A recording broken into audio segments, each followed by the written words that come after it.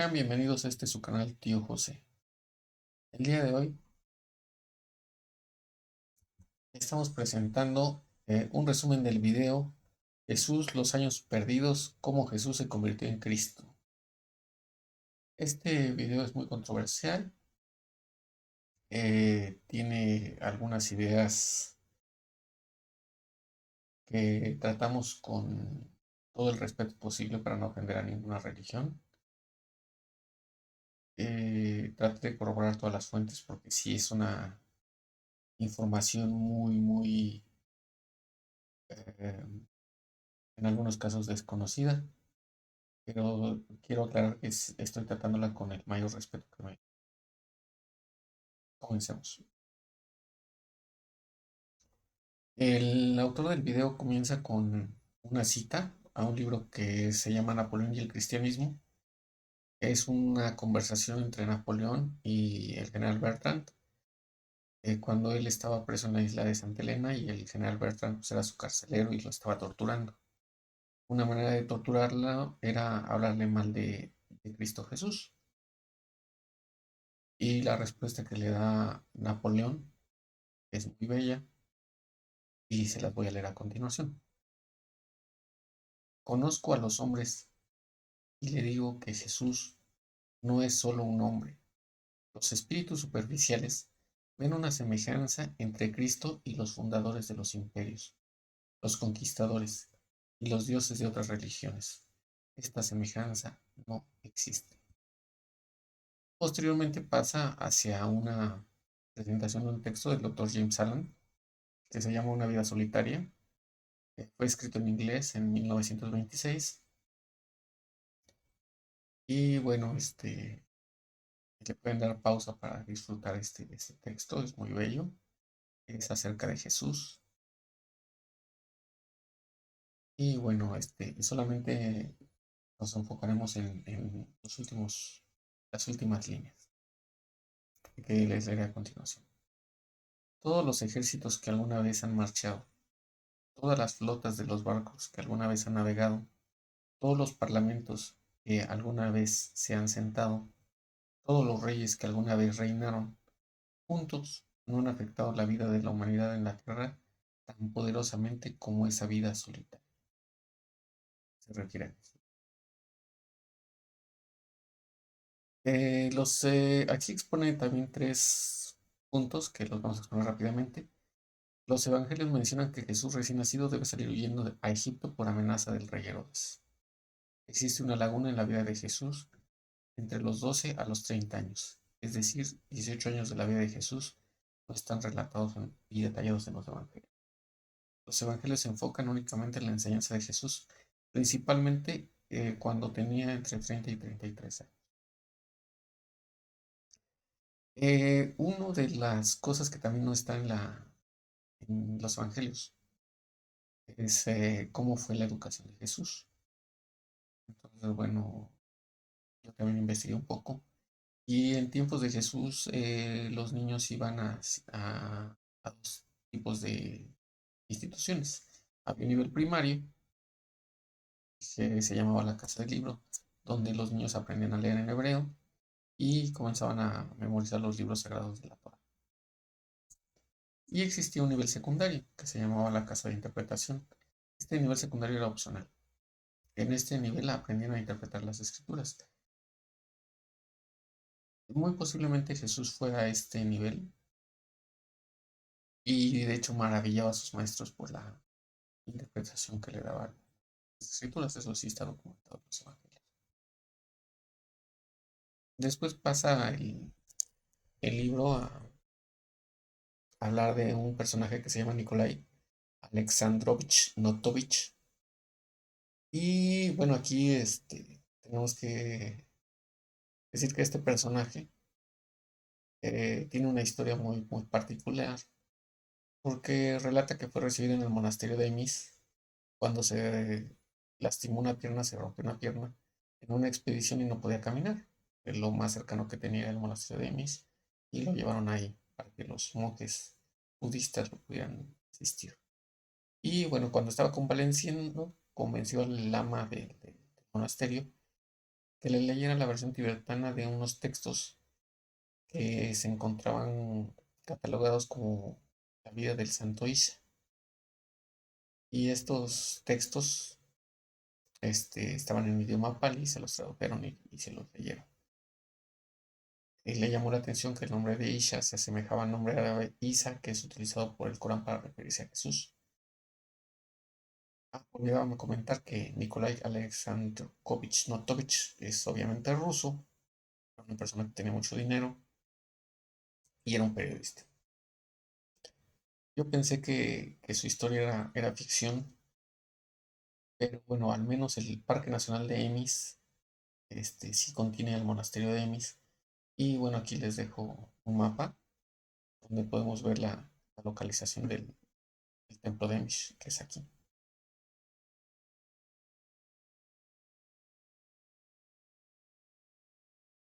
Y bueno, yo también pensé bueno, que la historia se había quedado ahí, pero no. Como era un periodista, pues publicó un libro que se llamó La vida del Santo Isha, perdón, que se llamó La vida secreta de Jesús, en 1894. Y en este libro incluyó los textos que encontró, los catalogó, los ordenó y los colocó en un anexo al final del libro que están bajo el nombre de La vida del Santo Isha. A la edad de 13 años, bueno, y aquí les dejo un pequeño resumen de lo que fue ese anexo, que, que incluye que a la edad de 13 años Isha, en lugar de buscar esposa, dejó su hogar y se unió a una caravana de mercaderes, llegando a la India, y ahí estudió. Pasó 6 años entre los brahmanes en India y estudió los Vedas. Enseñó que todas las castas eran iguales. Y los brahmanes pues no les agradaba eso, ir contra sus costumbres de miles de años, y lo querían matar, entonces tuvo que huir y refugiarse entre los budistas. Pasó entre ellos aprendiendo el idioma pali hasta dominar sus textos religiosos. Visitó Persia y predicó a los zoroastrianos. A los 29 años, Isa regresó a su país donde predicó por 3 años. Fue detenido y condenado a muerte por afirmar ser hijo de Dios. Sus seguidores fueron perseguidos. Esto hizo pensar a Nikolai Notovich que Isa era el nombre de Jesús en la India. Eh, Cada uno tendrá su opinión al respecto. Los monjes en algunos momentos lo niegan y en algunos momentos eh, dicen que sí, dependiendo, porque temen por su vida y porque lo roban o los asalten o maltraten. Realmente estos textos no han sido publicados como verídicos. Pero bueno, ya vimos que sí, en realidad sí existió, ¿no? El monasterio. El significado de la palabra pecado. Aquí el autor del video de YouTube que estamos tratando refiere que en hebreo, que es la palabra original, es la palabra que se usa para definir una falla, es yatat, que además de significar falla, errar, no alcanzar una meta, extraviar el camino, fallar el objetivo blanco exacto, fue traducida por primera vez a griego con la palabra amarte, que sí es un equivalente total. Pero cuando fue traducida al latín, se usó la palabra peco, que ya no es tan exacta, porque bueno, peco proviene de pédico, o sea, de un error únicamente del pie, se refiere a tropezar. Entonces, los traductores cuando tradujeron al latín, dijeron que pecado era equivalente que peco era equivalente a yata. Y no es tan exacta esa traducción, porque bueno, cuando uno falla un blanco, tiene una oportunidad para volver a afinar el tino y volver a disparar la flecha. También si se extravía el camino, o sea, si se pierde uno, puede regresar y seguir por el camino correcto. o buscar el camino correcto. Y en cambio, la palabra tropezar es una acción instantánea, es un error que ya no tiene vuelta atrás, no tiene remiendo. O sea, uno se tropieza por accidente, por torpeza, por lo que gusten, pero es una acción instantánea. En cambio, fallar sí puede ser sustituido o se puede regresar al camino. Esta es una sutileza muy importante, lo veremos más adelante. Yo también coincido que la palabra que debe haber sido traducida debe haber sido falla, porque no falla o se equivoca, o equivocación también pueden haber puesto, porque el peco no implica una acción de siguiente. Al ser una acción instantánea, pues uno se tropieza, cae y no hay una reacción instantánea de levantarse, ¿no? En cambio, fallar sí puede uno corregir.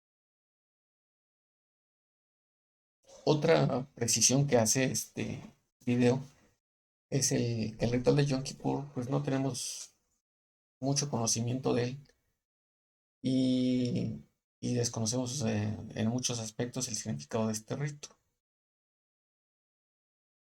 Lo único que sabemos es que es el día en que los judíos confiesan sus fallas y reciben el perdón.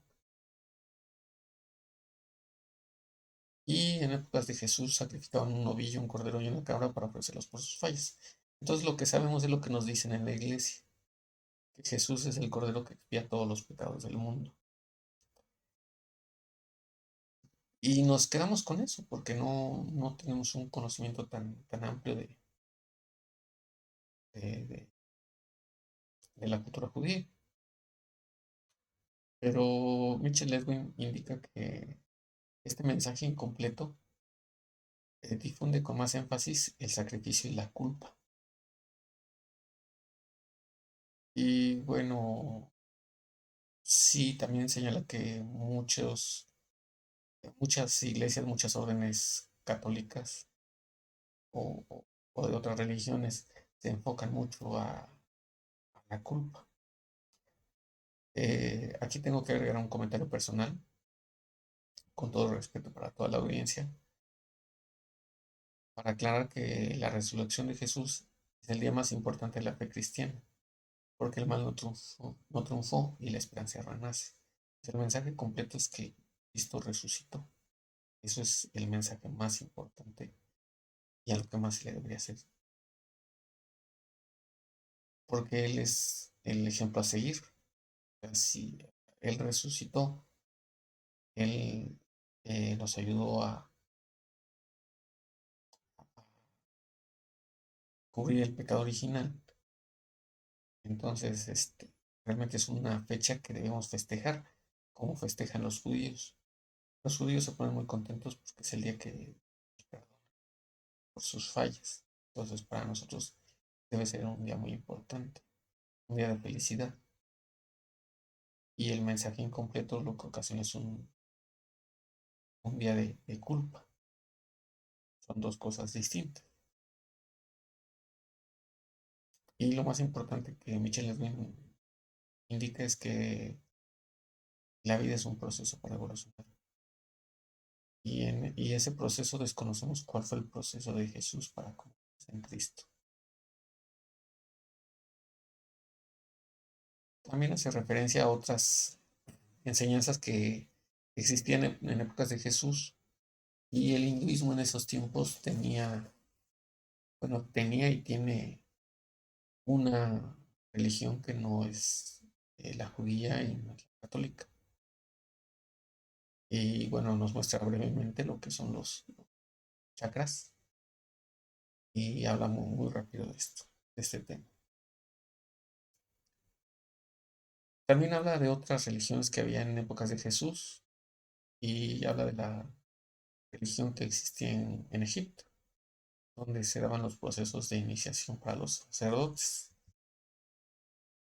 Habla de un templo que era doble, donde estaba de un lado el templo de Sobek y al lado estaba el templo de Horus. Estaban dos templos gemelos pegados. En ese templo entraba el iniciado por el templo de Sobek. En el templo de Sobek había una fosa con cocodrilos vivos, sueltos, y se le pedía al iniciado que se metiera en la fosa con los cocodrilos vivos y sueltos. ¿Esto para qué era? Para que el iniciado venciera sus miedos, conscientes e inconscientes. Si no lograba vencer el miedo, el cocodrilo se lo comía. Y si lograba sobreponerse a su miedo, los cocodrilos lo iban a respetar. ¿Esto qué quiere decir? Que los miedos son lo que nos frena a tener acción, a mejorar, a progresar en nuestra vida espiritual. Eso es lo que quiere decir el video. Eso es cierto. Y bueno, muchas otras culturas también lo han expresado de otras maneras, de cómo para evolucionar hay que luchar contra nuestros propios miedos. Entonces, si el iniciado lograba vencer el miedo, pasaba por debajo de la fosa, encontraba un túnel muy estrecho que lo llevaba hacia el templo de Horus, donde había otra fosa que no tenía cocodrilos porque los cocodrilos no cabían por el túnel. Entonces, en el templo de Horus, renacía la vida. Tenía una nueva vida libre de miedo. Esto era muy importante. Y yo también pensé que era ficción. Dije, bueno, no existe tal templo, ¿no? Pero sí, sí existe el templo de Ombo, a 48 kilómetros del norte de Asuán y a pocos metros de la orilla del lago Nilo, de la orilla del Nilo, perdón, del río Nilo en Egipto. Es el templo, esta es la vista en planta. Al norte está el santuario de Horus, a la derecha está el santuario de Sobek. Y esa es una estela que está en el templo. Les recomiendo este video de YouTube, que también es muy bueno, habla de estos procesos. Y bueno, finalmente también exponen el otro proceso de iniciación, que consistía en introducir al iniciado en un sarcófago. El sarcófago tenía ventilación para que no fuera a fallecer, pero no tenía acceso a la luz. Entonces, al no tener luz, las personas que estaban adentro del sarcófago no sabían cuántos días iban a estar ahí. Y esto ocasionaba que perdieran la razón. Si lograban resistir 3 días y 3 noches, como un tiempo límite, al salir ya estaban libres del miedo a morir. Y eran unas personas que ya habían evolucionado su vida espiritual y eran admitidos dentro de las órdenes sacerdotales. También señala el autor que había en Heliópolis un pedestal para la primera persona que lograra la resurrección del cuerpo por el espíritu. Habla de un evangelio acuariano que, permítanme precisarles, es un evangelio que escribió una persona que dice que por medio de la meditación se conectó a los registros akáshicos y conoció toda la historia de Jesús. Y lo escribió en un evangelio acuariano que pueden buscar bueno, pueden comprarlo por internet. Este evangelio acuariano dice que Jesús fue a Heliópolis después de su misión en Tierra Santa y fue honrado por los sacerdotes.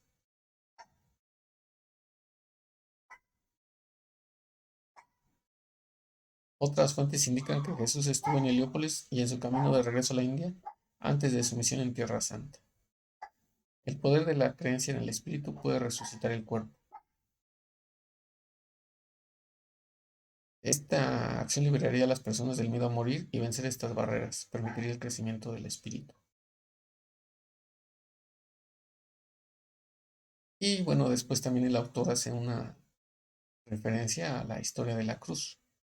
Eh, Antes de Cristo existía el símbolo de la cruz y según esto simbolizaba la armonía entre lo vertical y lo horizontal, el espíritu y el cuerpo, y era un símbolo de vida. En matemáticas se usó como un signo para adicionar o para multiplicar. Es un símbolo que se usa para extender la vida.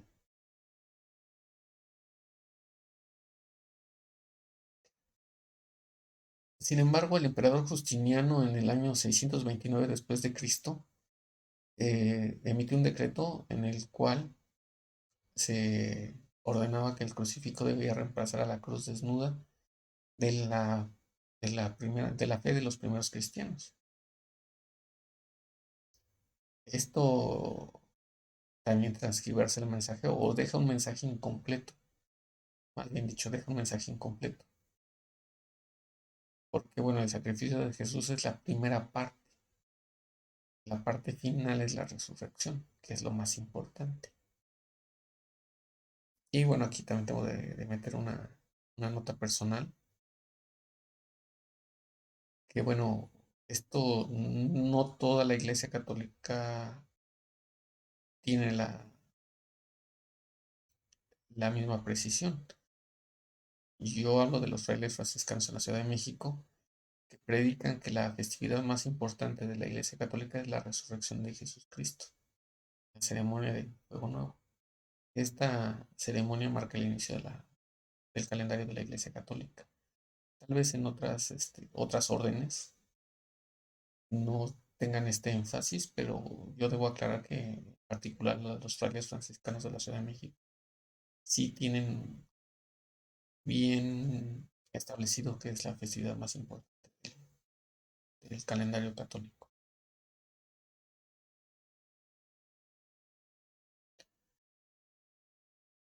La conexión de Jesús con la India y el Tíbet es obvia, eso es lo que señala Mitchell Ledwin. Yo, la verdad, lo único que pude corroborar de esto que está escrito es que la recomendación de tratar con toda la bondad del mundo a todos los que nos rodean también está dentro de las recomendaciones de las enseñanzas de Buda. Desconozco mucho de las enseñanzas de Buda, pero sí es la única que yo puedo corroborar.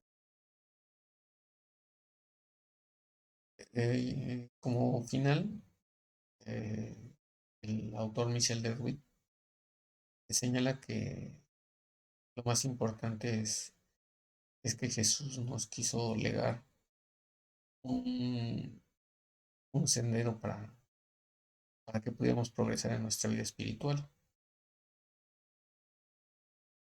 Y eso es lo que debemos de rescatar de nuestra enseñanza y de nuestra fe. Esa esperanza de que nosotros también nos podemos acercar a, a ese crecimiento espiritual y no dejarnos vencer por el miedo o por la culpa. Debemos de siempre progresar en nuestro desarrollo espiritual, que fue lo que nos enseñó.